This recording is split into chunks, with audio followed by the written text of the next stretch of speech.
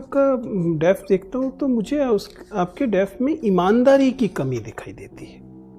आपका डेफ ये समझाता है कि आप 13 साल की उम्र में आपका स्कूलिंग हो जाता है, मतलब आपकी हाई स्कूल हो जाता है, 15 साल में आप 12th कर लेते हैं, 18-19 साल होते होते आप नौकरी में पहुंच जाते हैं।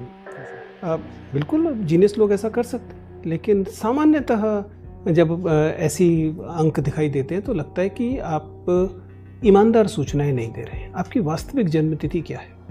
सर, मेरी वास्तविक जन्मतिथि 20 फरवरी 1995 ही है। मैंने प्राथमिक जो शुरुआती जो मेरी शिक्षा थी वो जो प्रथम और द्वितीय कक्षाएं होती थी वो गांव में हो गई थी। तो उसके बाद में जब मेरे पिताजी सरकारी शिक्षक थे, उनके साथ जब उनकी पोस्टिंग हुई तो उनके साथ में ही मेरे को जो प्राइवेट स्कूल से उनमें एडमिशन मिल गया था।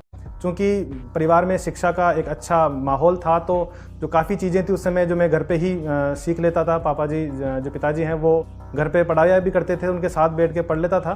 तो जो उस समय जो मेरे 3rd और 4th क्लास के जो नॉर्म्स हैं उनके अकॉर्डिंग मैं सीधा जो 1st और 2nd क्लास स्कूल में करने के बाद गवर्नमेंट स्कूल में सीधा 3rd एंड 4th क्लास में मैं प्राइवेट में एडमिशन ले लिया। उससे क्या फ़र्क पड़ा? 1st और 2nd आपने गवर्नमेंट में किया, 3rd आपने पब्लिक में किया, इससे तो समय नहीं बचा।